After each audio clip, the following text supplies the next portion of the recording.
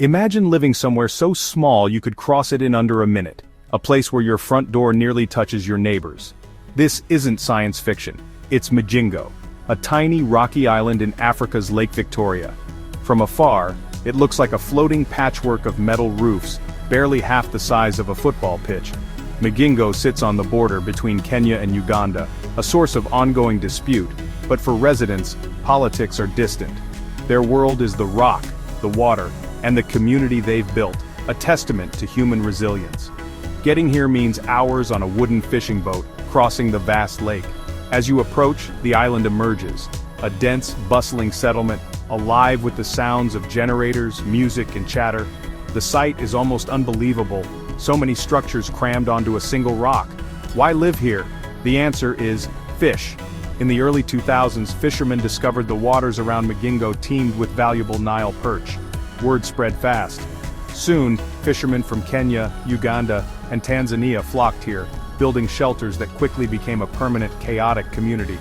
Migingo's story is one of opportunity, born from the pursuit of fish and shaped by the will to survive. It's a place that challenges everything we think we know about home. Welcome to Migingo Island. Migingo is often called the most densely populated island in the world. Hundreds of people live on a rock smaller than a rugby field, more than many rural villages. There are no roads or cars, just narrow alleys winding between corrugated iron shacks. Privacy is a foreign concept. Life is lived out in the open, every sound and smell shared.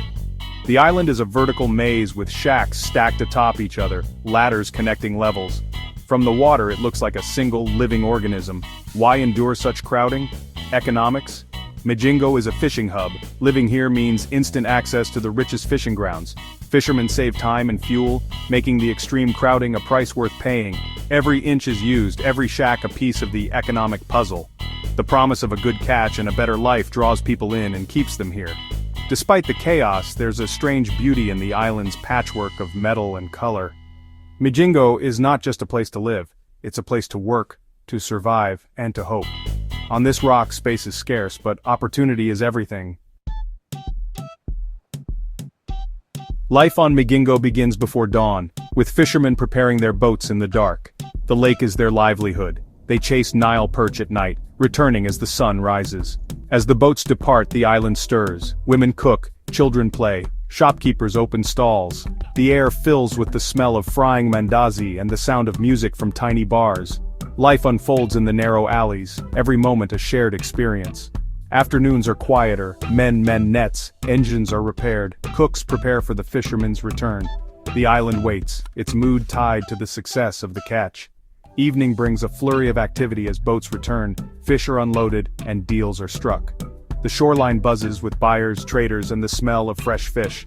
Money changes hands, fueling the island's economy. Fishermen celebrate with a meal or a drink, the island alive with music and laughter. The cycle repeats, hard work, anticipation, and small rewards. On Migingo, every day is shaped by the lake and the promise of the next catch. The rhythm is relentless, but it's what keeps the island alive. Here, life is a constant dance between hope and hustle. Migingo exists because of one thing, the Nile perch.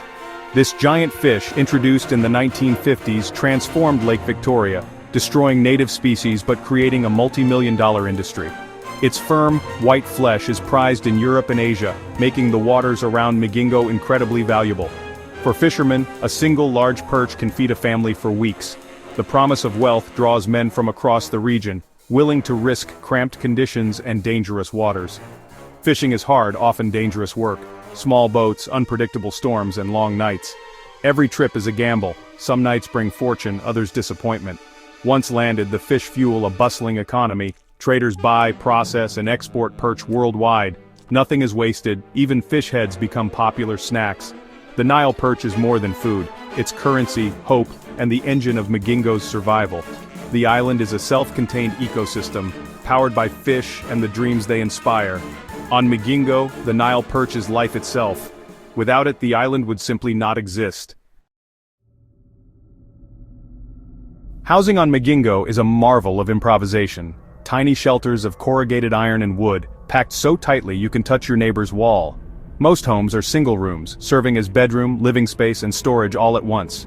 There's no running water or plumbing. Every object has a purpose, and clutter is a luxury no one can afford. Despite the simplicity, residents take pride in their homes, painting walls bright colors to create a sense of sanctuary. Sleeping is often communal. Fishermen share shacks, sleeping in shifts. Families squeeze onto a single mattress. Privacy is non-existent. The sounds of the island are constant, filtering through thin metal walls. Falling asleep means learning to block out the world, yet these shacks are cherished.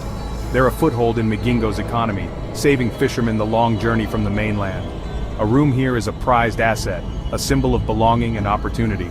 For many, it's the difference between making a living and just getting by. These tin shelters are more than protection from rain. They're a hard-won piece of the Migingo dream. On the world's most crowded rock, even the smallest space is a treasure. Home here is not about comfort, but about survival and hope. Every shack tells a story of ambition and resilience. Life on Migingo is a daily battle against space and scarcity. Fresh water is precious, lake water is unsafe, so every drop must be ferried in from the mainland. Sanitation is a struggle. Few communal latrines serve hundreds, making disease a constant threat. Electricity is rare, powered by a handful of diesel generators. Most rely on candles or kerosene lamps after dark. Children play in crowded alleys. There are no parks or green spaces. Disputes can flare quickly in such close quarters, but resilience prevails. Residents adapt, finding creative solutions and supporting each other. The hardships are immense, but so is the determination to endure. On Migingo, survival depends on resourcefulness and community. Every day is a test of patience, ingenuity, and grit. Against all odds, life goes on. Meet Joseph, a fisherman who arrived with nothing but hope and now owns his own boat. His story is Migingo's story: hardship, hard work, and a chance at success. He supports a family on the mainland, visiting when he can. Then there's Sarah, who runs a tiny restaurant serving fried fish and ugali to hungry fishermen.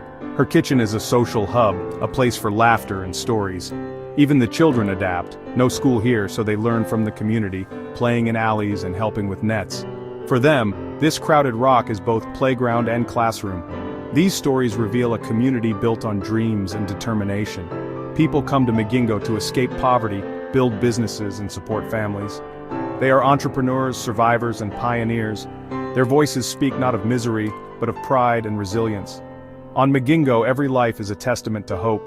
This island is more than a collection of shacks. It's a place of ambition and belonging. In such tight quarters, conflict is inevitable, but so is cooperation. Neighbors rely on each other for everything, from fixing engines to sharing meals. Social bonds are strong. Happiness is found in shared moments, music, and meals. The community has its own rules and leaders, managing disputes and resources. Self-governance is crucial, especially with the ongoing Kenya-Uganda border dispute. Unity is the island's greatest strength. Everyone's fate is tied together. Pride runs deep. Residents see themselves as masters of their destiny. They've turned a barren rock into a vibrant economic center. This shared achievement creates a powerful sense of identity. On Migingo, survival depends on solidarity. Here, community is not just a word, it's a way of life. What lies ahead for Migingo? The island's fate is tied to the Nile perch. Overfishing threatens the very resource that sustains it. Residents know sustainable practices are vital for their future. The unresolved Kenya-Uganda border dispute adds uncertainty, sometimes bringing heavy policing and tension. Stability and recognition as a community, not a political pawn, are their hopes. Dreams for better living conditions persist. Clean water, sanitation, electricity, a school, a clinic. These are basic needs, not luxuries. With support, the resourceful people of Migingo could transform their home. Their resilience and unity are the island's greatest assets. Migingo is more than hardship. It's a story of hope, ingenuity, and the power of community. On this crowded rock, home is defined not by space, but by the people who share it.